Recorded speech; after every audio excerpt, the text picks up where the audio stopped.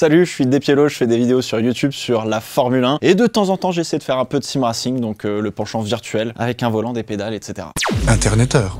C'est quoi ta bio sur les réseaux sociaux? Oh, c'est une bonne question ça, la bio sur YouTube. Ah, j'ai pas révisé. Je crois que c'est la F1 pour les néophytes comme pour les spécialistes ou quelque chose dans le genre. Ça fait longtemps que je l'ai écrite. J'étais pas loin, hein, en vrai.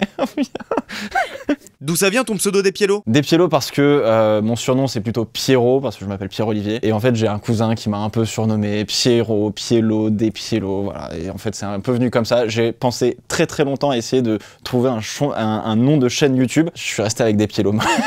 Donc du coup ça me suit ad vitam aeternam. Comment t'as commencé sur YouTube? J'ai commencé en faisant des vidéos sur F1 2015 à l'époque. What up les gens, c'est Despiello Gaming. Avec une PS4 et puis un ordi pour faire les montages. Et en fait genre j'enregistrais toute ma course, j'enregistrais le replay, je montais tout et je recommentais par-dessus comme si j'étais Julien Febvreau. On va boucler ce premier tour sur les 15. C'est un petit peu comme ça que tout a commencé. Oui, c'est terrible. C'est qui la personne la plus stylée dans ton répertoire? La personne la plus stylée que j'ai dans mon répertoire ou dans mes followers? Ah, Seb Lafrite, hein. Il est pas mal, hein, non? Arrêtez de me souffler Squeezie, ça va, oui. Ça, faut la garder. Bah, il est stylé, bah oui, Squeezie, évidemment qu'il est stylé, mais je peux dire Pierre Gasly, il est stylé, il me suit, hein. Oh, le gars. Ou le plus cool. Le plus cool.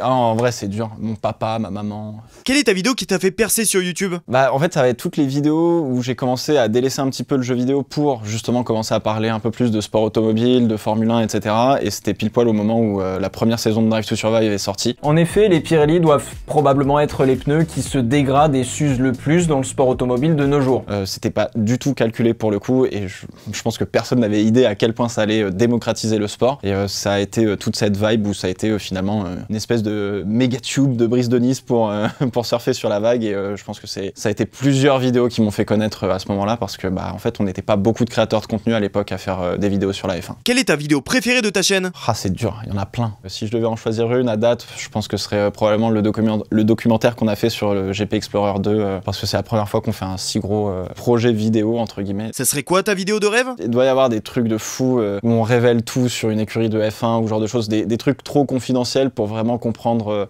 l'envers du décor peut-être, ou repiloter une F1, piloter une F1 de chez Ferrari, peut-être celle de Schumacher, ou le jeu de l'imposteur chez Squeezie avec Max et Lewis, ça peut être très drôle ça. Est-ce que t'as eu ton permis du premier coup? Non, je n'ai pas eu mon permis du premier coup, ni mon code d'ailleurs, donc voilà, comme quoi. Je me souviens très bien que la première fois du permis, c'est je sortais d'une voie rapide, donc fallait vite sortir, et je pense qu'au goût de l'examinateur, je suis sorti un peu trop vite. J'ai freiné un peu trop tard, il avait peut-être un peu peur. Pourquoi avoir écrit un livre? Bah un livre parce que en fait tout simplement c'est un bel objet physique qui permet quelque part de pouvoir créer un lien qui est physique, pas virtuel, avec ma communauté, et ça a été un petit peu la réflexion là-dessus, et puis surtout en fait c'est pour permettre de donner les clés de compréhension pour les personnes qui découvrent la F1 et qui une fois qu'ils ont regardé par exemple Drive to Survive, quand elles regardent un Grand Prix, puissent comprendre plus de choses et puis puissent plus apprécier ce qu'elles ont sous les yeux pour que bah justement il y ait encore un peu plus d'émotions qui s'en dégagent, plutôt que